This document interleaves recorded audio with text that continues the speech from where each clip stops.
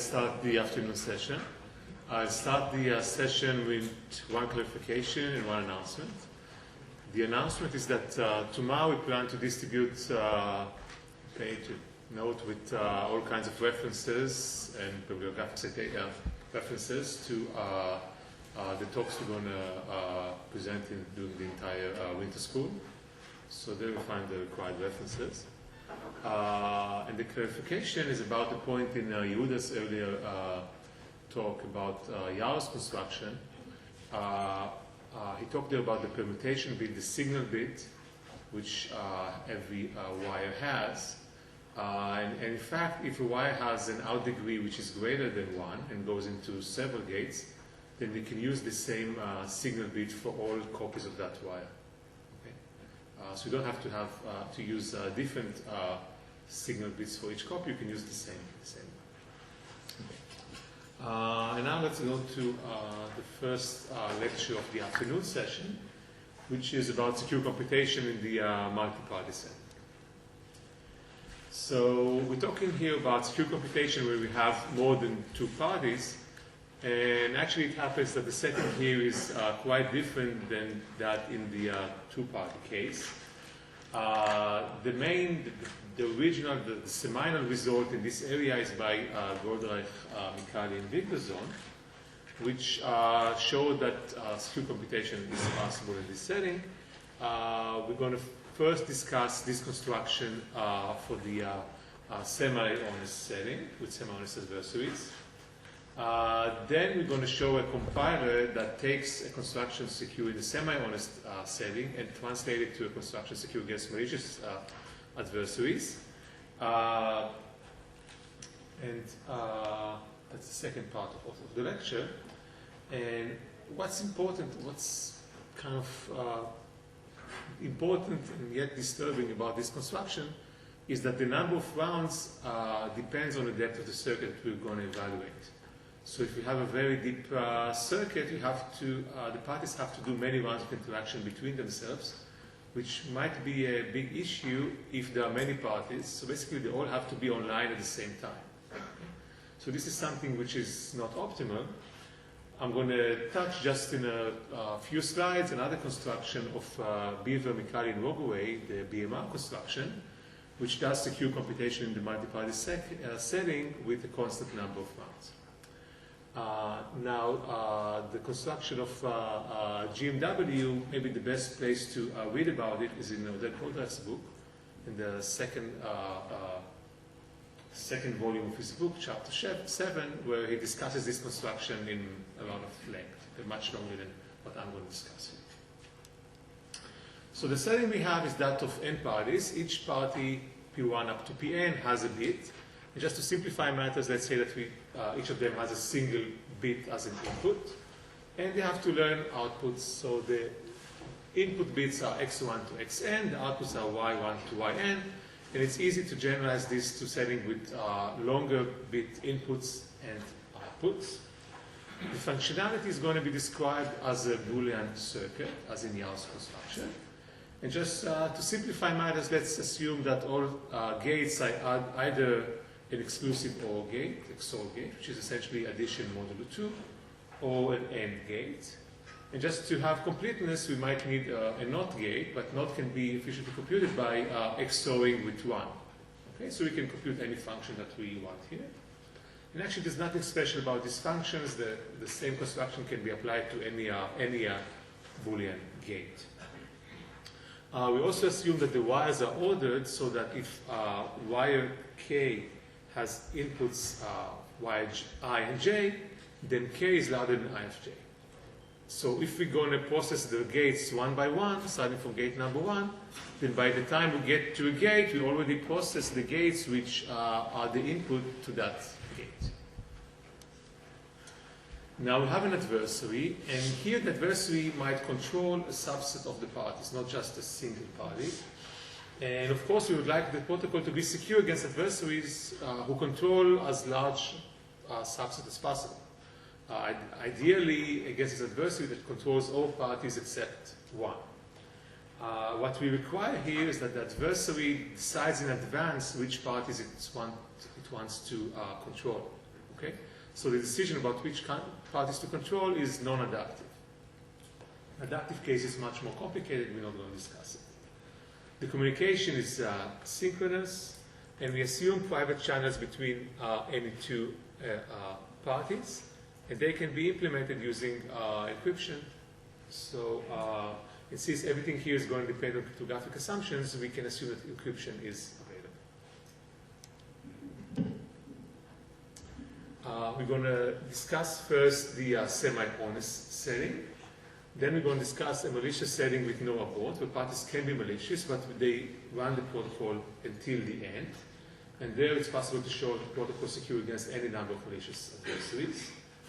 Then we'll just mention a setting where the parties can abort, and there we need an honest majority of the parties, but we're not going to discuss this setting in. So let's discuss first the protocol for the semi-honest setting. And it goes pretty much like most protocols for the multi-party setting work. The first thing that each party does is share its input among all other parties. And then for every gate, we have two wires, and we assume that the wires going into the gate, the values on that wires are already shared between all of the parties. So basically, for every gate, we have a setting where we have input wires A and B, I and J, and the inputs are shared among all other parties. And what we need to do is somehow compute a sharing of the output wire of the gate. That's all that we have to do. Why that's sufficient? Because then we can go on the secret, starting from the first gate, going to the last gates, compute sharing of each of the wires, and then we have a sharing of the output wires of the gate. And if, say, P10 has to learn a certain output value, all parties can send it the shares they have of that wire, and that party can reconstruct the value, the output value, and learn the output it needs to learn. Okay? So this is all that we need to do here. And just to mention one thing, so it might be that some outputs should be public, or some should be known only for some parties. This doesn't change a lot. If output should be public and only one party learns them, then that party should publish the output. So if the parties are malicious, then we somehow should make sure that he publishes the right output. But this is, for the semi-honest case, it's not very not relevant. Also, suppose we have a protocol where the outputs are public and all parties need to learn them, but we say only want one party to learn one input and another party to learn a different input, learn one output or another output. So what we can do, we can just compute the outputs but encrypt it with some key that these parties know. Okay? So then everyone will learn an encryption of the output, but only, say, P10 knows how to decrypt that value. Okay? So this is just a different function, computing instead of the output, computing an encryption of the output, and then some parties can decrypt it and some others cannot. Okay? And here we say that all parties, or each party has a certain output that he needs to learn, but this doesn't matter too much. Okay, so here's the protocol. First, each party has to share its input bit. The way it's going to share the input bit is by choosing random bits. So party I chooses a random bit Rij for each value of j from 1 to n. And then it sends each Rij to go to the corresponding party. So party 2 learns Ri2, party 3 learns Ri3, and so on. What the party then does, it wants the exclusive OR of all shares to be equal to the original input bit. So the party does an XOR of all the shares it sent to the other parties. XOR is just like addition modulo 2. Then it XORs its original input to that value, and it obtains the share that it must have. So what we have here is that the party sent random shares to each of the other parties, and then it sets its own shares so that the exclusive OR of all shares is going to equal to the original input value of that party. So all shares modulo 2 are the original input share. Okay. So every party does that. Following this, every party has n shares, one for each of the inputs of the other parties. So that's simple. Now we need to evaluate the circuit. So we go over the circuit wire by wire. And wire C is a function of two input wires A and B. And here already each party has shares of each of these input wires. Okay, we need to compute the share of C. So for an addition gate, that's not a big issue. If PI has shares AI and BI of wires A and B, it adds them, and this should be a share of wire C. Why is that true? C should be the addition modulo 2 of A and B.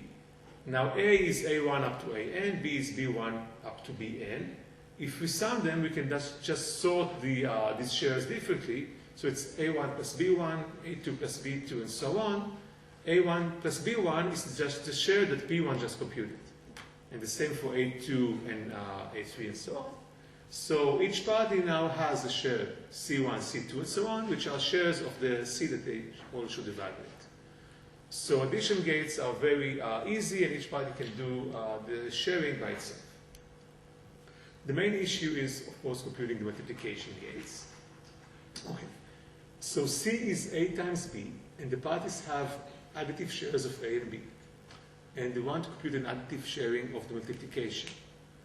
So this is how the multiplication looks like. We have the n items, which are AI times BI, and then items which involve an I and J, which are different from each other.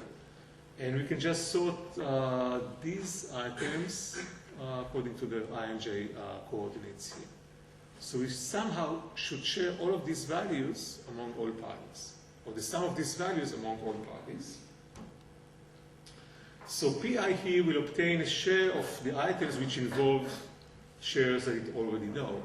So PI will obtain a share of all items here which has an I in them. So sharing of AI plus BI plus the sum of all the items here which have an I in them. So computing AI times BI by PI is easy because it knows both AI and BI. The problem is with the second part of this equation. Okay, so what do we do here? So, okay, for each item here, the inputs AI, BJ, AJ, and BI are known to AI and to PI and to PJ. So therefore, PI and PJ should run some protocol to somehow share this. Okay, so PI and PJ, basically every pair of parties must now run a protocol. So here's the protocol. PI has inputs AI, BI. PJ has inputs AJ, BJ. PI will output AI times BJ plus AJ times BI plus some random bit S. And PJ will output this random bit S. So now they both have a share of this thing which they should share. Okay? So we should somehow compute this sharing. So how is this done? So apparently we can do it at least conceptually, but also practically in a very simple way. So what should PJ do? PJ first chooses this random Sij, random bit. Okay? Then it tells himself, okay, PI has 2 input bits, so there are a total of 4 possibilities for PI's input, 0, 0, 0, 1, and so on. Okay? For each of these values, each pair, I know what this should look like. If AI is 0 and AJ is 0, then this should equal Sij. If this is 0, this is 1, this should equal something else, and so on. I know what the output is going to be for each possible combination of PI's inputs. So there are only 4 of these. So what PJ does, it constructs a table of length 4, which contains all the possible outputs that PI will learn for each combination of its inputs. Now the part is one oblivious transfer, not a 1 out of 2 oblivious transfer as Yuta described earlier, but a 1 out of 4 oblivious transfer, which is just the same. So here, PI will have an input which is a number between, say, 0 to 3, which is just an encoding of its 2 input bits, AI and AJ. Okay. PJ has a table of size 4, which contains all the 4 possible outputs that PI should learn, depending on its input bits. And after they run the oblivious transfer, PI learns this value corresponding to PI's values of A AI and A, and then AI and BI. So this is what they do. PI is the receiver, PJ is the sender, and following this, they learn a sharing of the value of this one. Okay? So essentially, what happens here is that for every input, for every multiplication gate, every pair of parties run a 1 out of 4 oblivious transfer. So conceptually, that's simple. Practically, assume these parties, for every multiplication gate, every pair must run oblivious transfer. So every pair must interact. Okay? But then they obtain a sharing of the output wire of the gate. Technically, this can be done even without oblivious transfer if each pair uses a third party who provides some random bits. Okay. So here I describe the protocol in isolation where there are only two parties who want to compute oblivious transfer. Indeed, in this setting, we have more than 2 parties, we have n parties. So at least if we know that there's a third party who is honest, we can use that party to compute oblivious transfer. If that party might be malicious or not, then things become more trickier, right? So basically what you say here is that oblivious transfer, if we have an honest third party who's not supposed to learn the inputs, just help the other parties, you can do it more efficiently than here. Claiming that AIBJ, the sharings of the sums of AIBJ can be done without oblivious transfer. But yes, you need to, you have to have an honest majority in this. Okay, so if there's another party to trust whom we know, okay, first of all, I'm describing the basic protocol. There are ways to overcome it. And if there's another party we can trust, we might be able to do it more efficiently. The issue is how do we know whom to trust? Okay, because we don't know in advance which party is good and which is not. And here the parties don't need to trust anyone except themselves. Okay, now after we evaluate the entire circuit, we must output the outputs. So now for each output wire, each party, so if this output wire should be learned by a certain party, all parties send that party their shares of that value. The party XORs these values together and learns the output. So that's easy. So is this protocol secure? So let's show security by way of a simulation. So what we should do is that we show that given the input and the output of the corrupt parties, they can generate we can generate their view of the entire protocol. So basically, the corrupt parties giving only the inputs and outputs can generate everything that they see in the protocol. Okay? Now suppose that the adversary controls a certain set of corrupt parties. Say even it controls all parties but a certain party PI. So the simulator is giving the input and output for all these parties, except for PI, and we should somehow simulate what these parties see during the protocol. So what happens in the protocol?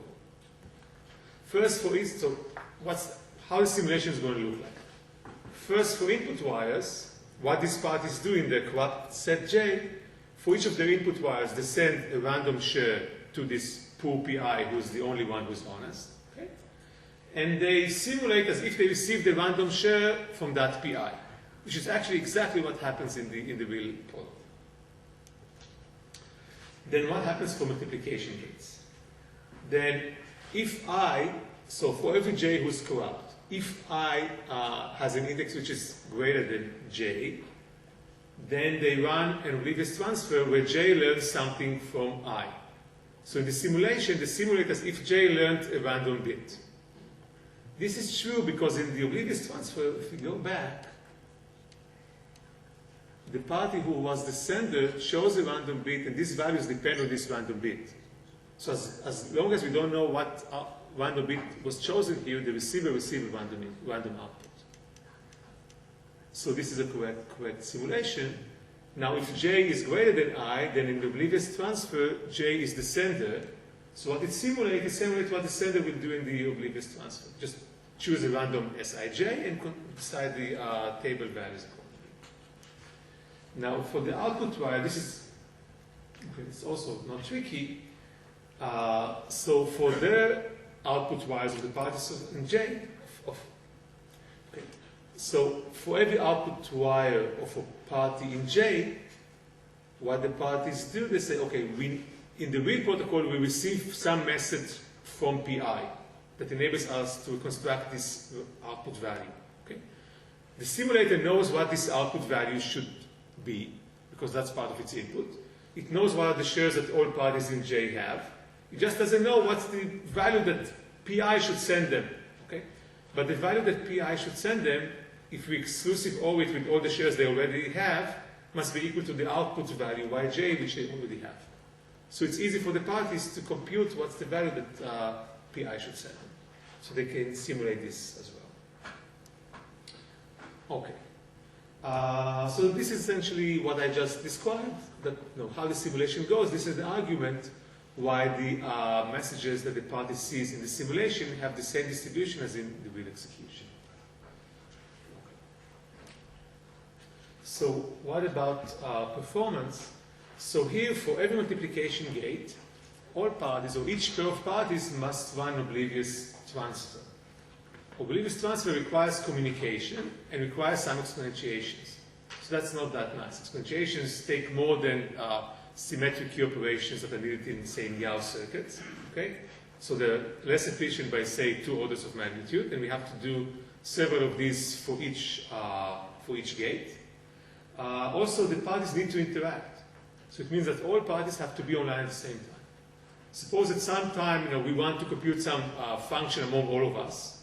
So if we're all here, that's easy. But if we wait with computing the function until each one of you goes back to his home, then we have to do the computation while all of you are online, because each pair of you must talk with each other.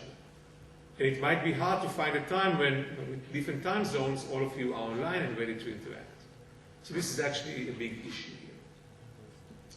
So also, to compute a certain multiplication gate, we need to have the shares of its input wires. So we cannot process all the multiplication gate in parallel, because to compute that gate, we first need to compute these gates. Okay? So basically, the number of rounds must depend on the depth of the circuit, where we only count multiplication gates. So the parties have to be online maybe for many rounds, okay? Because the protocol must compute the circuit level by level. Okay. There was a question there. Maybe I'm realizing it's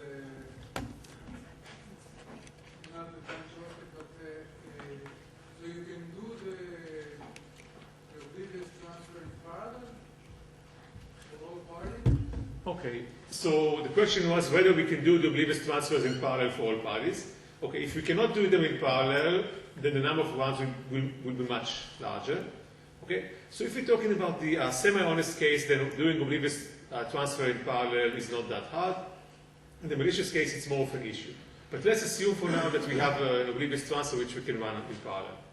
Even if that is true, we still have to do compute the circuit layer by layer. Okay.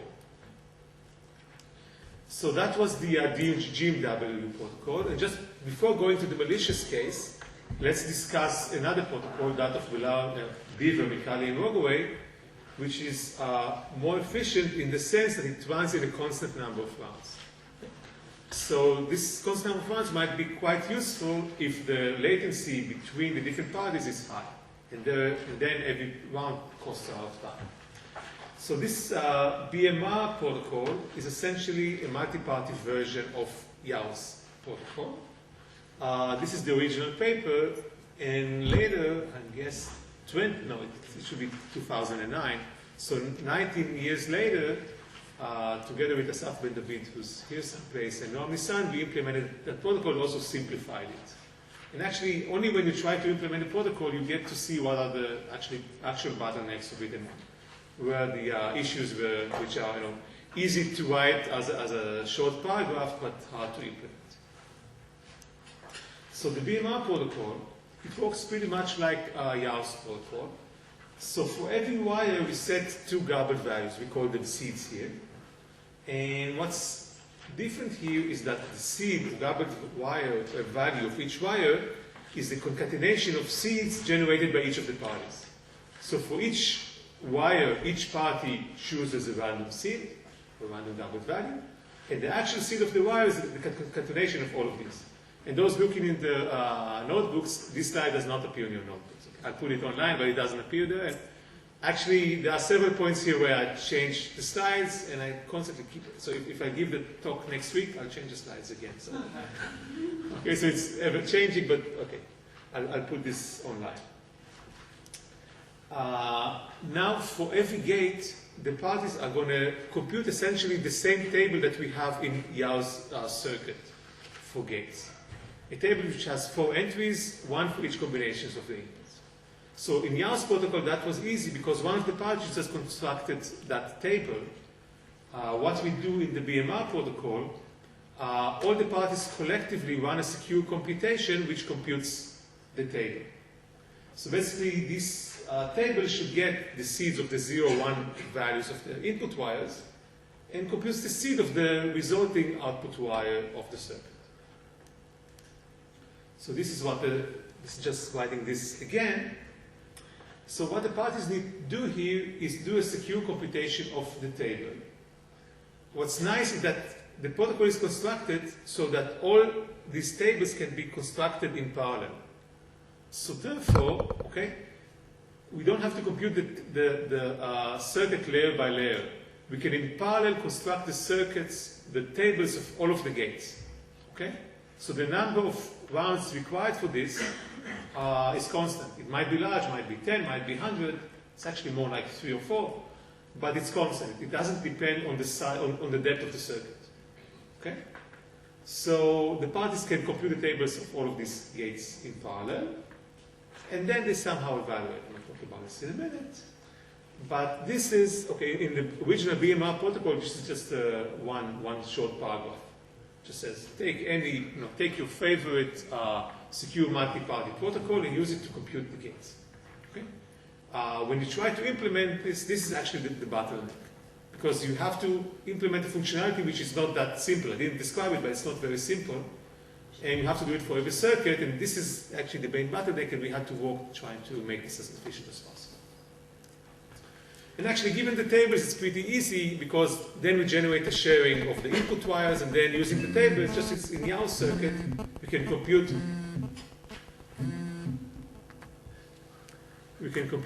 quite easily the output wire of the entire circuit, just going gate by gate. Okay.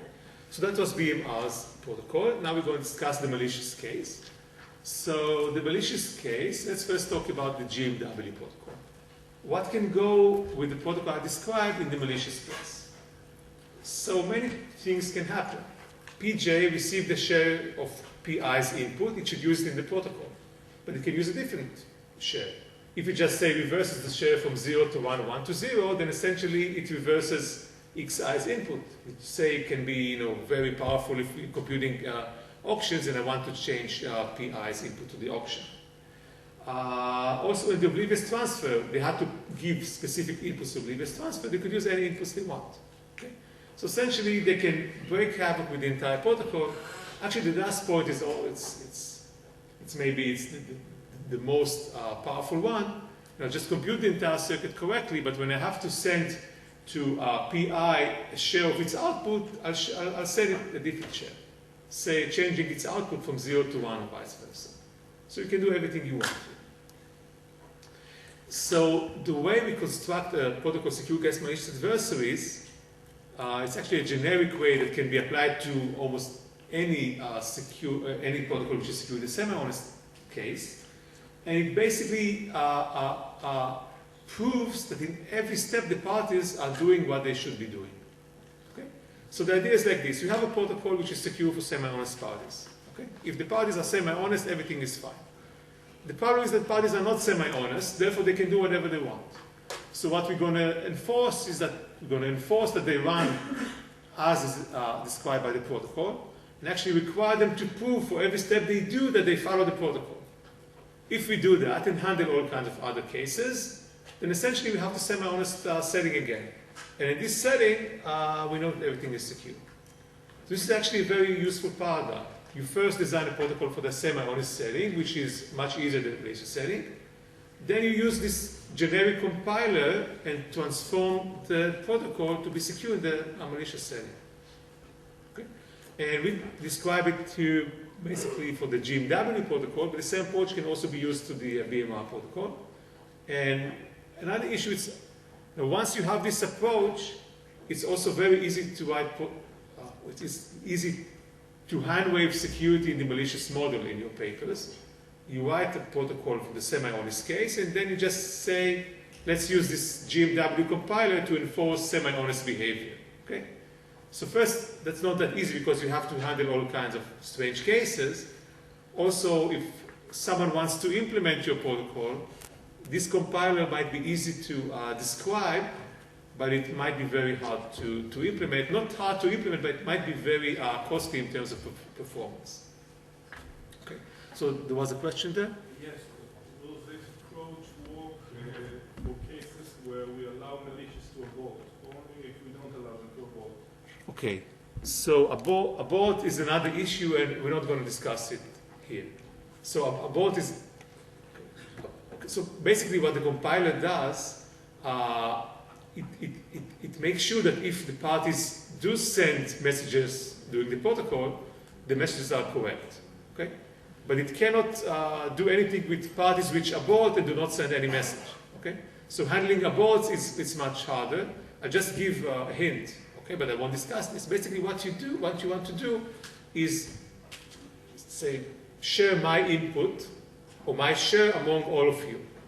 So if at some point I abort, then all of you can recover my input and my shares and continue the protocol as if I haven't aborted. Okay? So of course this is an issue because now you have shares of my input. I don't want you to misuse those shares, and you claim that I aborted but actually didn't abort. You and I should run oblivious transfer. And you claim Benny didn't send me the right value. And I claim, no, you didn't send me the right value. How do the others know whom to blame and which value to send? So there are all kinds of issues here. But this is the basic idea, and it can be applied to GMW, but also to BMR. It's rather generic.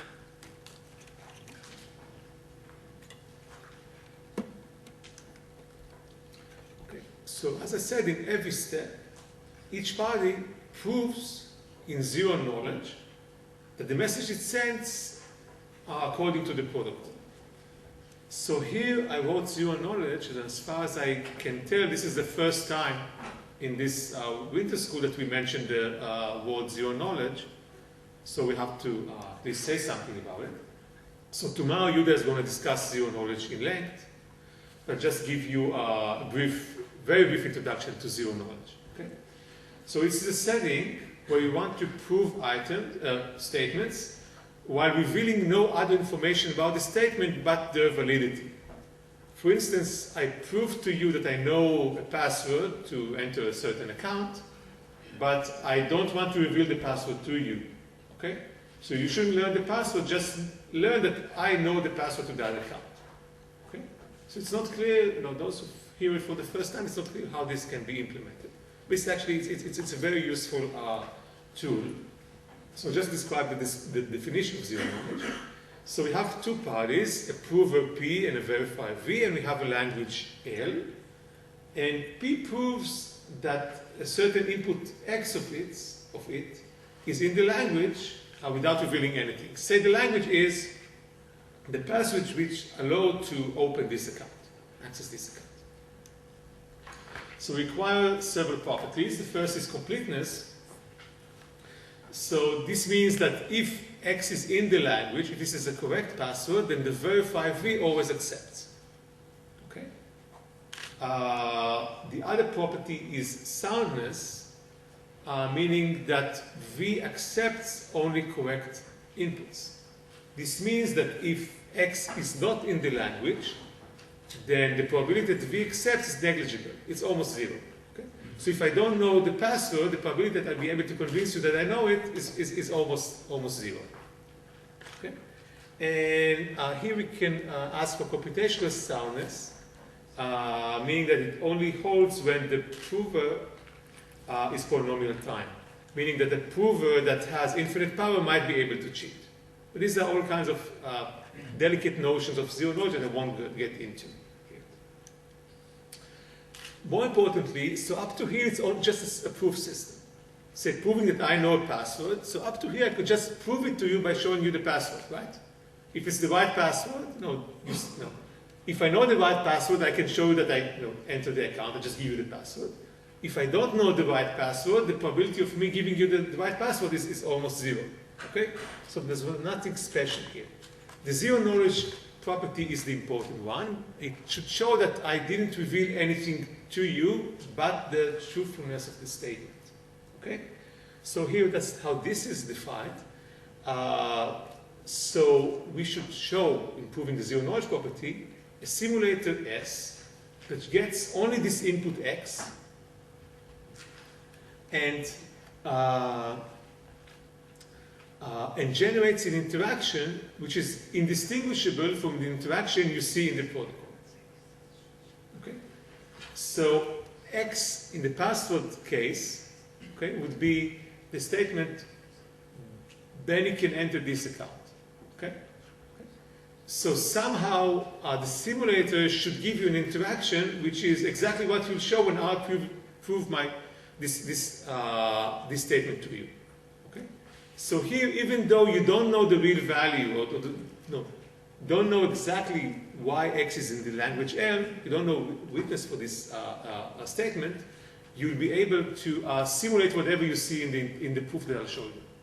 So how is this possible? It's usually possible because in the actual proof, you're going to give me some challenge, and only if I really know the password, I'll be able to answer that challenge. Okay? In the simulation, you only play with yourself. Okay? So if you give yourself a challenge, you know which challenge you're giving yourself. So you'll be able to give yourself a challenge which is random, but is one which you know how to answer. So then you'll be able to simulate this interaction. So more on this tomorrow. So we're going to use this zero knowledge as a tool in our construction. Okay. So let's start with the warm-up, which seems to do all the work, but it's not sufficient. So assume that each party has a deterministic program pi, which it runs in the protocol, and it must be a deterministic program. So each pi first commits to its input by sending some commitment to its input. So C is for commitment, Xi is its input, and Ri is the randomness used in the commitment. And if later I send you Ri, you'll be able to open the commitment with this Ri. Okay? So Ri is the random string used by pi I. Then I denote by TIS the transcript that PI sees at step S. What's the transcript? The transcript is all the messages that PI sends and receives until this step. Okay? So it's basically everything, I send that message, receive that message, everything that I sent and received is a transcript. Okay? So this is the transcript. Now, let's go back. The messages that the party should send at a specific step, if its protocol is deterministic, then the messages are a function of its input, and of the message it's so until that step, right? So basically, since the protocol is deterministic, as in this example, whatever party PI does at step 100 is a deterministic function of PI's input, and all the messages that PI saw until that step. So what we want to do is ask PI to prove that the message that it does send is indeed a function, the correct function of these values. So we define this language. The language contains all the transcripts so that there exists an input Xi and randomness Ri, such that all the messages sent by PI, well, the first of them was this commitment. And then all other messages sent in the protocol until step S, are the output of PI's deterministic program that should be run in the protocol. So basically, this language is essentially contains all the messages that PI was supposed to send in the protocol based on its input and the message it saw so far. Okay?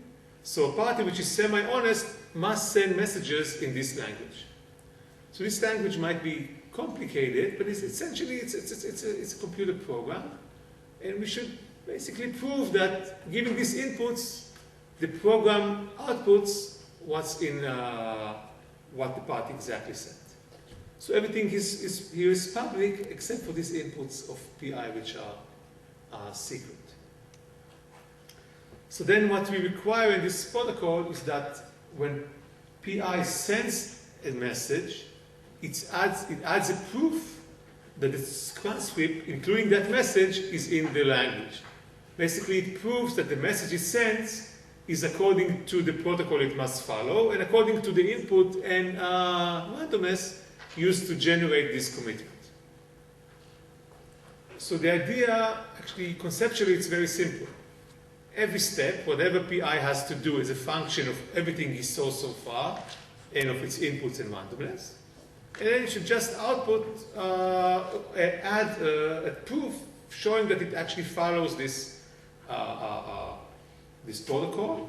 And since we have this powerful tool of zero knowledge, then doing this proof is simple, at least in principle. We just have to write this sentence. It might be hard to implement, but in principle, we can do that. And I neglected to mention earlier that we know how to do zero knowledge proofs for every statement in NP. And this is indeed a statement in NP because given xi and ri, we can prove this to be, we can verify that a transcript is in the language. So we have a question there. Do we assume some kind of broadcast channel here? Because how are the message received by TI public? So actually, it's not important to have a broadcast channel here because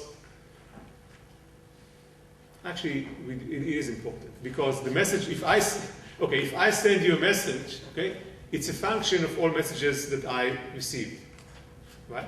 So it's not only a function of the messages I received from you, but also messages I received from other people, okay?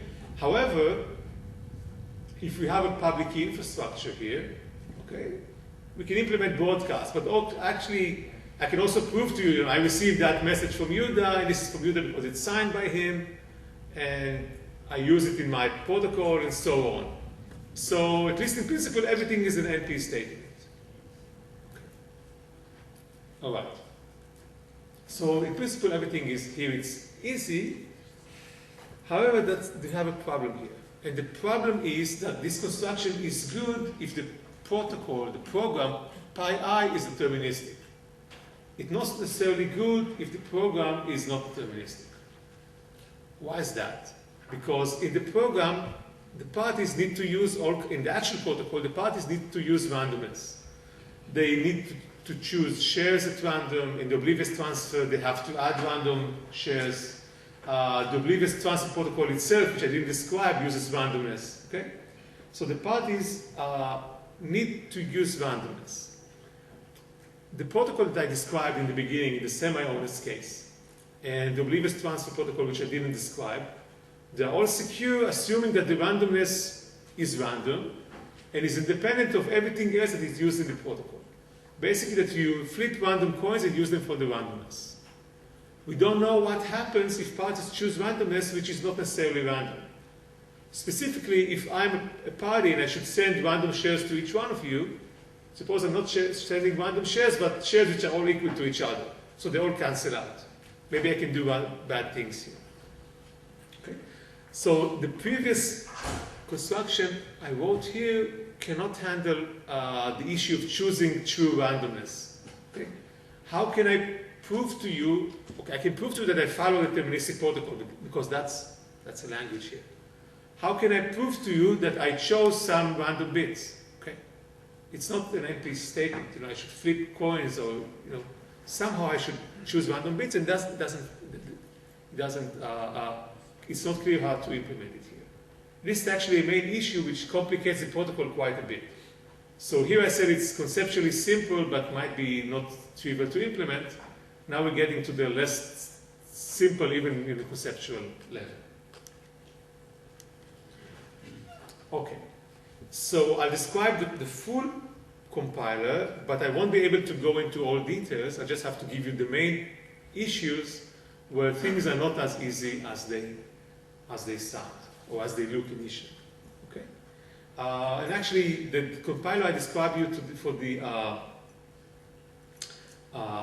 simple deterministic case. There are many papers who just use that compiler, just hand wave and say this is how you have to do it, and they completely neglect to consider the case of random inputs.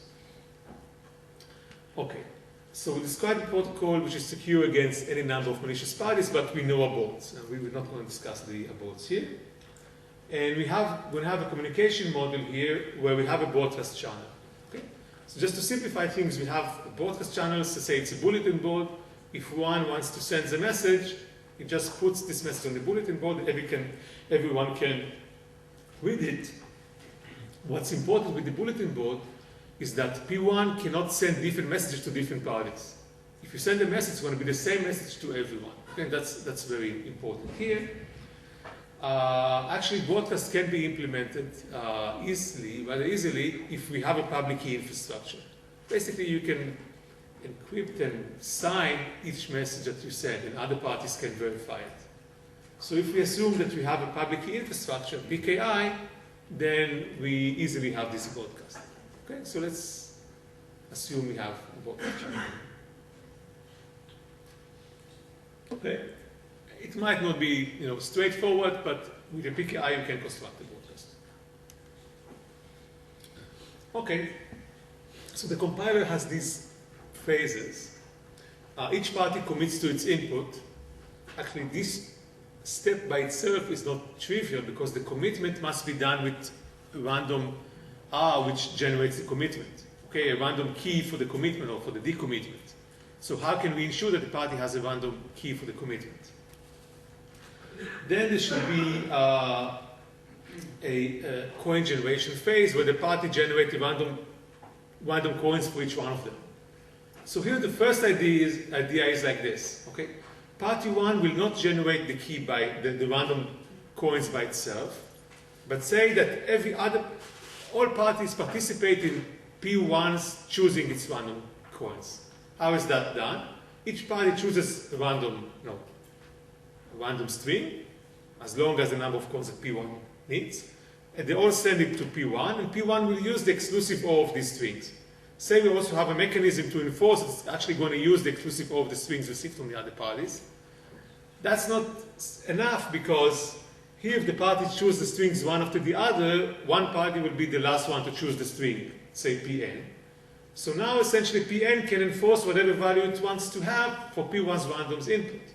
If it sees the other shares of P1's random input, it can set P1's random input to be whatever it wants because it just chooses the last share here so that this equation turns out whatever the last party wants it to be. So we should somehow enforce this randomness and not enable each party to generate, to control the randomness that we generate here. Then at last we should emulate the protocol using this previous simple protocol described for the deterministic case, because once we do this, everything else is deterministic. Okay. So let's start with the input commitment phase. Okay. So we want to do something like this. We start with, say, P1. This is true for every party, but let's talk about P1 having an input X. Other parties have inputs as long as X, so they can run in time polynomial in X. And at the end, other parties should have a commitment to X with some randomness R. And the first party should know this R, which enables to open the commitments. Okay? And we should do the same for every PI. So it's not sufficient for PI to broadcast a commitment, because if it broadcasts the commitment, indeed every party would receive the same commitment, but this does not ensure that the commitment is done with a random R. We should somehow make sure that R is random. So the protocol is more complex, and actually before describing the protocol, we have to describe several tools which I use for designing the protocol.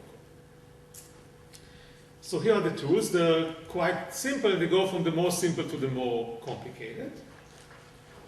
So the first tool is image transmission.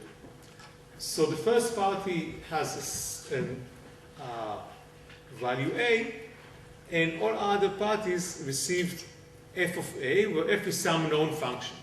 Okay? So say that f is x squared. So at the end, all parties should learn a squared. Okay?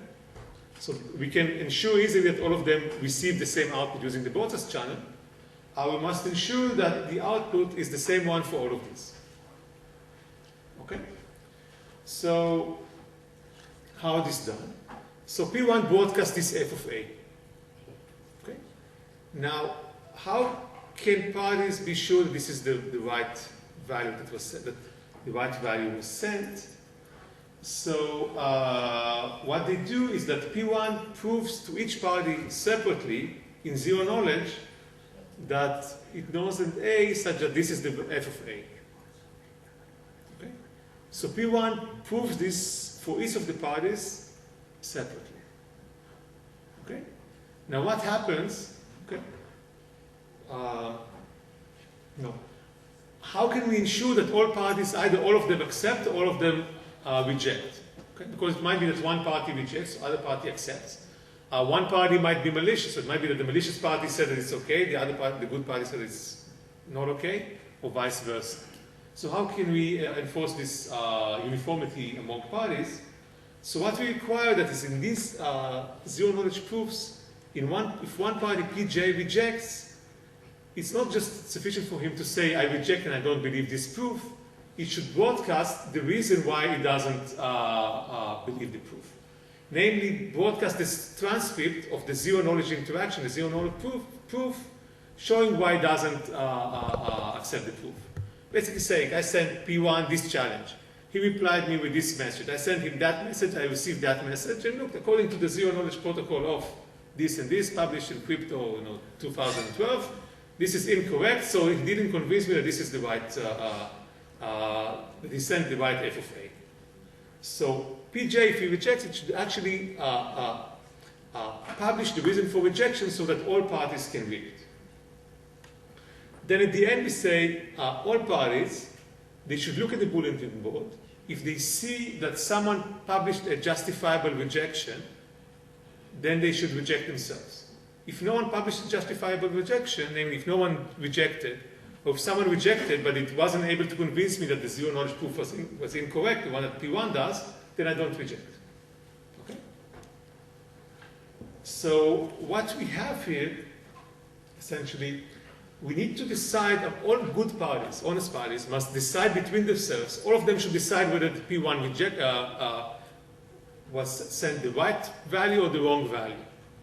So instead of them starting to talk with each other, each one that has something to say against P1 publishes this value and publishes a proof showing that this is why I think that P1 misbehaved. Okay? Now, if P1 is honest, no party can publish a zero knowledge interaction between that party in P1 where P1 cheats. Because due to the completeness property of zero knowledge, P1 can prove any challenge that it receives in the zero knowledge interaction. So if P1 is honest, no one can claim that it cheated, therefore no honest party is going to reject the protocol. If P1 is not honest and tries to cheat some honest party, then that party is going to publish this transcript of the zero knowledge proof and prove to all other parties that P1 is bad. Okay. What's a justifiable reject? How do you justify it? So suppose you're supposed to send me f of A, okay, where you should prove knowledge of, as I said before, it might not be the best example, a password to enter some account. Okay? And now suppose there's a zero knowledge protocol, a zero knowledge proof in which you can prove that to me. Okay? Now, each one, I do this zero knowledge proof with you, and suppose you're not able to convince me in the zero knowledge proof that you actually sent the right value. Then I publish the transcript of the zero knowledge proof so everyone can see it. And I tell them, look, I talked with her, I received these messages, according to the zero knowledge protocol of this and that, in order to convince me, she should have sent these messages. And look, she sent the wrong messages. Therefore, she must have cheated. Okay? And other people can look at the interaction and believe me. So why can they believe me? Because if everything is broadcasted, they can check for themselves and see that you didn't behave accordingly. Okay. So this was the first tool where P1 should just send the same message, the same function of its input to all other parties. Now we have a second tool, authenticated computation, which is a bit more intricate, but it's a simple variation of the first tool. Here, P1 has an input A, and all other parties have inputs. At the end, the other parties should have outputs, and the output should be some function of P1's input, if some condition holds, and another function otherwise. Let me give you an example which clarifies everything. The way we're going to use this protocol, okay, is the following. P1 should have a value x, okay, and all other parties should have a function of x which is a commitment to that x. Okay? Now, at the end, the other parties should have age of A or age of x if indeed what they had before was a commitment to that value A. Okay? If you didn't have a commitment, they should output nothing. So basically how we're going to use this protocol is the following. There's a commitment of my input, of P1's input A. You know it. Then I'm sending some function age of A. If this is indeed the function of the committed value, then you publish this function. Otherwise, you publish some special output here, lambda. Okay? So what's important here is first, you don't accept any message I send like in the previous protocol, but you only accept a message which agrees with whatever prime function you have of that message. And also, either all of you accept, all of you don't accept, if you're all honest. So implementing this protocol is actually quite simple. Using the image transmission tool, the one I showed you a slide ago, it's okay. I can send the same message f of a basically to all of you. Okay. Now, each one of you can verify that the condition holds. If it doesn't hold, if it does hold, you output the required output. Otherwise, you output the special symbol lambda and don't output the required output. So basically, every honest party here, they all receive the same message and the same commitment. If they do receive the message, these two functions which have the required relation between them, they output it. If they don't, then they output this special symbol lambda. Okay? So basically, think of it. If we had this previous tool, now instead of just outputting f of a, you also have a commitment to a, and you output f of a only if a is indeed the one to which you have a commitment. Okay. So here we had to have a zero-knowledge proof for f of a. Now the zero-knowledge proof would be more complicated, saying this is f of a, and also this value age of a is a commitment to a, that a from which I computed f of a. Yeah? Going back to that, to the previous slide. This one? The previous one. This what one? What prevents a malicious user from publishing a transcript that didn't actually occur, claiming somebody lied? Okay, so if we have a broadcast channel, that's not an issue because everyone sees all messages. Okay. Okay, so everything is public, so we can.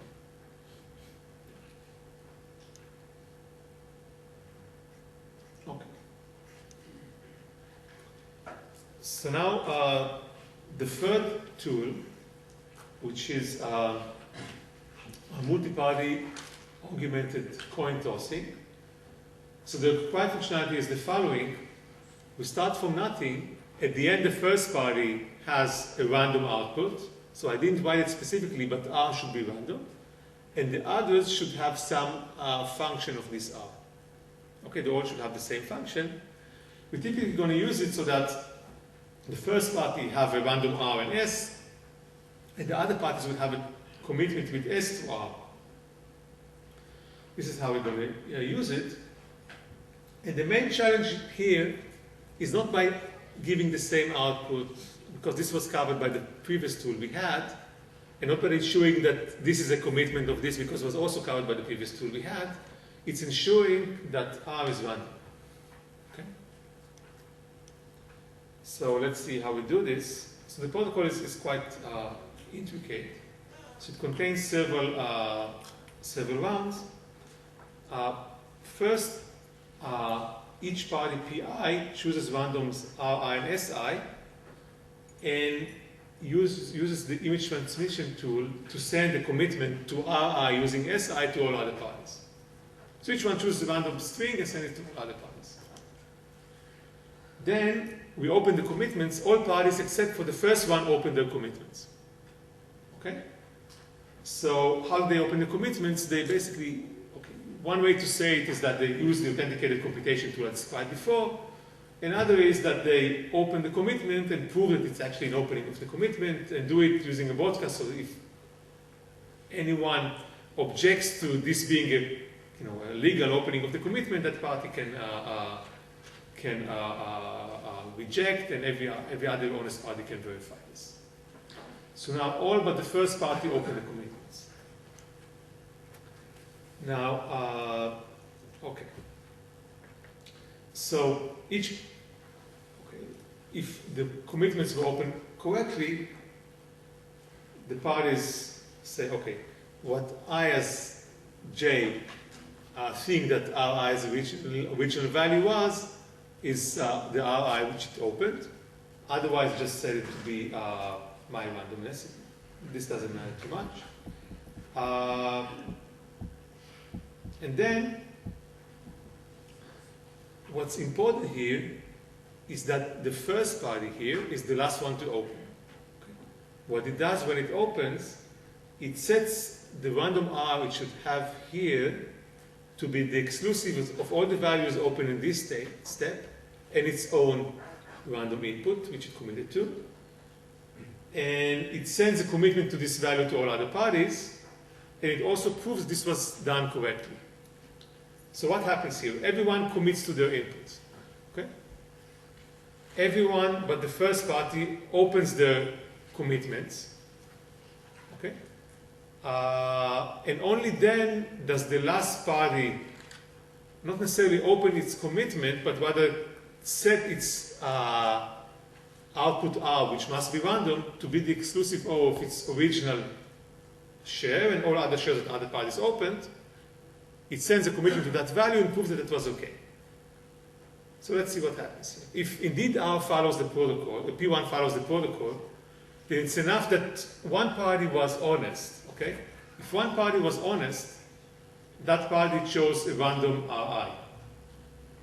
Therefore, in that case, the R that P1 should output here is going to include an exclusive with that Ri. It should be random.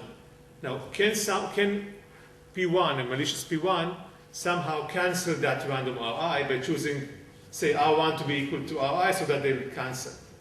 So it cannot do that because all the R's used here are the one which were committed in the first step. Okay? And the first step, everyone committed to the Ri's before seeing the Ri's of other parties. So they're all random and independent of each other. So this is what P1 does.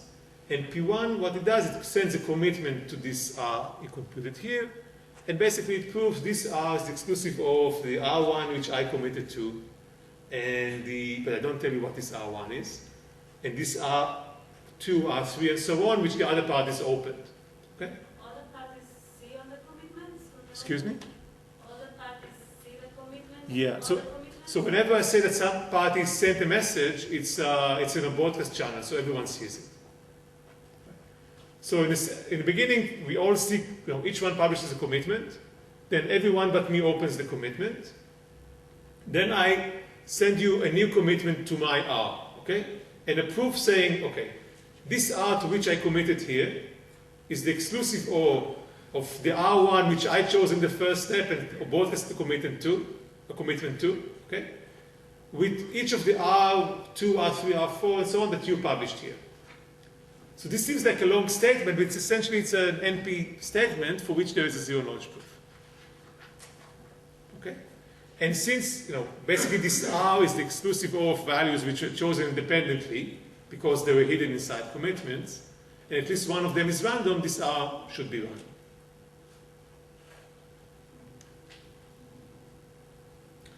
Okay. So here I said this, prove that this was computed correctly. What he essentially should prove is the following. As I said, okay, it sends a commitment. So it chooses a random S. And the input of P1 is the R1 to which it committed in the first step, and the S1 used for that commitment. And the S it chose 1, and the exclusive O of the randomness that other parties opened in the open commitment phase. And then each party's input is what it saw, which is the commitment that P1 sent in the first step, and the exclusive O of the R is that parties 2 up to N opened.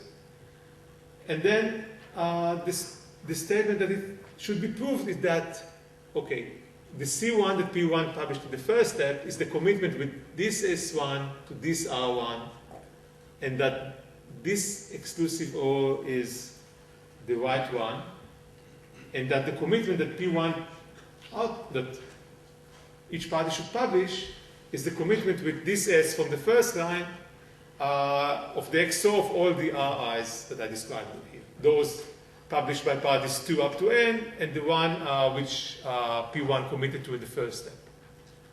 So it looks a bit complicated, but it's essentially a zero knowledge. It's an NP statement, okay? And here's a witness which enables you to verify this NP statement, and P1 knows that witness. So it can prove that this witness exists.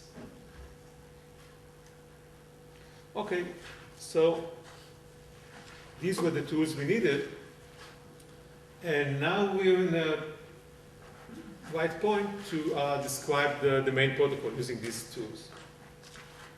So the first step of the protocol, which actually might be, it seems in the basic protocol is the simplest step, is actually the most intricate step, is the one of committing to the inputs. Okay? So how do we do that? So it's not sufficient for P1 to commit to its input because they want the commitment to be done with a random R. The key for the commitment must be random. Okay? So this is why we have to do all this trouble here. So each PI chooses a random RI tag and uses the image transmission to send a commitment to its input, xi, using this RI tag. So here we don't necessarily believe that this RI tag was chosen at random, okay? Because we didn't force this. But at least it's a commitment to xi tag. Now we run the augmented coin tossing protocol so that the first PI learns a key RI and another key RI double tag, and the other parties learn a commitment to RI using this double tag. What's important here, because we use here the augmented coin tossing protocol, which I described in the previous slide, here we're sure that this RI to which we commit here is indeed random, because it's the exclusive O of RIs chosen by all parties and they were independent, so this RI is random.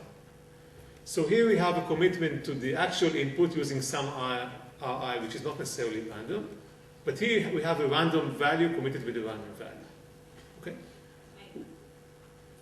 It's not maybe, no. Maybe that tag is not a random, you don't know that. So no, so the protocol, okay, no, the protocol is, it's somehow, user notation in a dynamic user for notation. So the augmented coin tossing protocol, okay, lets the first party learn a random input, a random output of certain length. So what the first party is going to learn here is this random output. So it's verified that both this and this are random. Both Ri and Ri double prime are both random. Okay? The only thing, okay, so one of them is going to be used here for the commitment. The one is the value which is committed to, but they're both random. because we use the protocol from the previous step. Okay, so what we need to do here, we want a commitment to this xi with a random r. So we actually want to generate a commitment to this xi with this ri, because we know that this ri is committed. So we want the authenticated computation protocol, where basically the other parties should learn this value. Committed to xi using this ri here. And this is indeed the case, then this is what we want to achieve. A commitment to the input with a random commitment key. Now the parties shouldn't only learn that value, they should also be convinced that this is actually the value agreeing with these committed values here. So basically P1 should prove to them, okay, what you learn here is indeed a commitment to the value committed here, using the key which was committed here. Okay? So it's an NP statement. Basically, this value they should learn is a function of P1's input, which inputs the xi and ri prime used for the first commitment, and the ri and the ri double prime used for the second commitment. And this function is these values are a function, not necessarily a simple function, but a polynomial function of these inputs. And since we described the authenticated computation protocol, which can be used to compute any function, it can also be used to compute this function.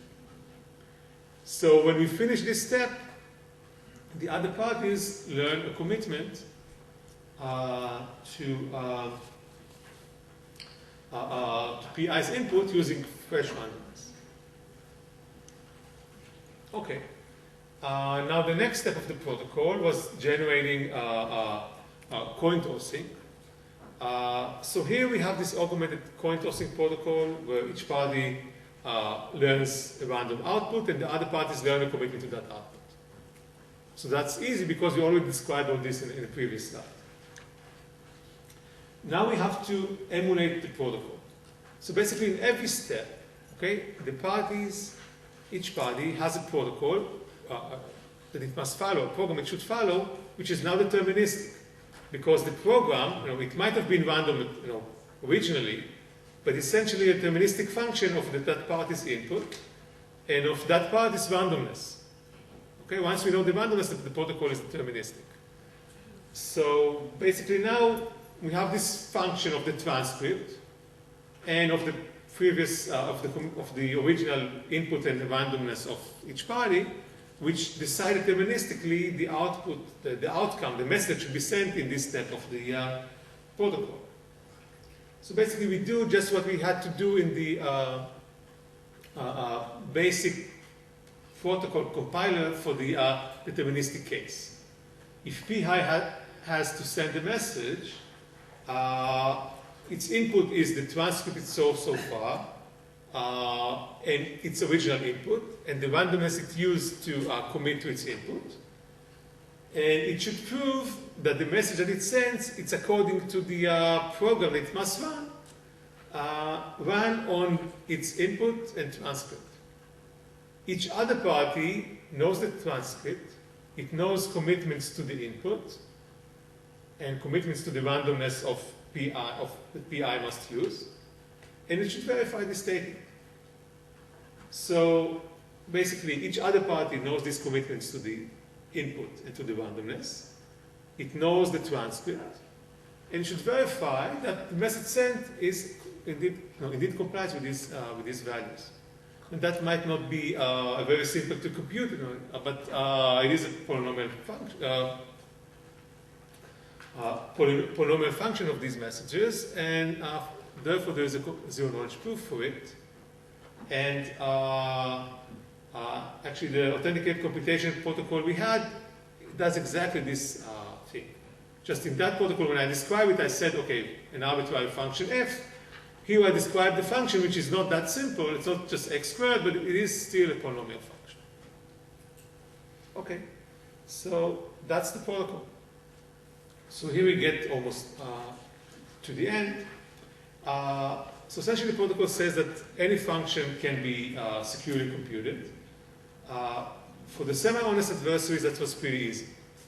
For the malicious adversaries, it gets much more intricate. actually the problem which, I guess most people won't foresee, that who could think that actually choosing, a randomness is the main problem here, okay? But it is the main problem, and most of the work we had to do was to make sure that the randomness is indeed random. The protocol, at least for the semi-honest case, is quite efficient, although we have to do exponentiations for every gate, which is not that nice. For the malicious case, it's much more of a hassle. So it's not that bad because, if I go back, we had to do a lot of work for generating random inputs and committing randomly to the inputs. But this is done just once in the protocol, right? It's not done for every gate, just done in the first step. Okay? So as bad as this might get, you only do it once. Then for every gate in the protocol, you have to do a certain zero-knowledge proof, and the issue is how efficient that proof might be. As far as I know, no one have tried to implement this in the malicious case because, although it's easy conceptually, and though I tried to say that it's only very inefficient in the first steps, still it seems to be quite hard to implement this in a way that someone would actually like to use it. Okay? So this is actually a big open issue. We have to look at the details and try to see how you can do it more efficiently than how can you do it more efficiently. If I talk about the work of implementing the Beaver Mikali-Robowen work, the BMR protocol, we had to spend a lot of time looking at how is this computation of the tables done, and how it's done in the original protocol, and how we can modify it to do it more efficiently so that we can actually implement this. And it required modifying the original protocol a little bit. So this work might be possible here, although I imagine it requires much more work than for the BMR protocol in the semi-honest case. So here I conclude about 10 minutes earlier. If there are other questions, I'll be happy to answer them now. Yeah? So do the zero-knowledge proofs add rounds to the protocol? They do, but a constant number of rounds. Okay, so if you talk about asymptotic overhead, it's the same asymptotic overhead, but if you talk about implementation, of course, you have to start counting. Yeah? Also concerning zero-knowledge proofs, if we use a multi-round zero-knowledge proof protocol, if you assume that there are many, say 100 honest users, entities, then according to what you described, it suffices to do just one step of verification against each of them separately. Because if you fail just one of them, then this one will broadcast that you failed. So it's like doing 100 steps. Okay, let me see what if I get what you're saying. I think you're saying that okay, I broadcast something, and then according to the protocol I described, I have to prove to each one of you that I broadcast the right thing. If I understand you correctly, you're saying it's sufficient that one good party checks me to see that I'm wrong, and then that party can broadcast this to everyone. So I guess if we assume that there are at most T corrupt parties, I should prove myself, I guess, only to T corrupt, I guess to only T, not T plus 1, because if I'm bad, there are only T minus 1 other bad people. So if I choose any set of T parties, one of them should be good, then he will catch me. Okay? It might be true. I mean, I didn't check the details, but it might be true. It's asymptotically not going to change a lot, because the number of corrupt parties is going to be linear in n. So you might, instead of sending n messages, you'll send n over 2, n over 3, n minus 2, something like this. It's not going to change a lot asymptotically. You still have to use T plus 1, because if they are all bad and you're good, they're going to say you changed. Okay, so what Brian is saying there, but I don't think he's right, he's saying that it's a minor point. You're saying that I have to send to T plus 1 parties, because if I'm sending to if I'm good and I'm sending to T parties and they all happen to be the T bad guys, they can claim that I'm corrupt. But what's nice about the zero-knowledge proofs is that they have the completeness property saying that if I'm sending a correct value, then no one can claim that I cheated. Okay? So therefore, they can claim that, all of them can claim that I cheated, but each good party who's going to observe their claim going to see that they're the one cheating and not me. I meant something slightly different. Maybe I misunderstood, but I thought that at least at certain stages you have to do zero-knowledge proof with each of the other parties. Was that the case? Yeah, certain stages you have to prove to each one. If each of them requires, say, 100 iterations to be safe, then if you just do one iteration, and 100 out of the n many are honest, then it's secure enough. I mean, it's very likely that one of them will catch you in one iteration. Okay, so let's see if I'm getting you right now. Okay. So I think you're talking about zero-knowledge proofs where, say, the probability of catching me is 1/2. So there, okay, I didn't describe zero-knowledge proofs, but suppose the zero-knowledge proofs are such that in a certain iteration, the probability of catching a bad guy is 1/2. And usually what people do, they want the probability of the probability of a bad guy avoiding being caught being, say, 2 to the minus 100. So therefore we repeat the protocol 100 times. What is suggested here is that instead of me doing 100 iterations with each of the parties, we say, okay, among the parties there are at least 100 good guys.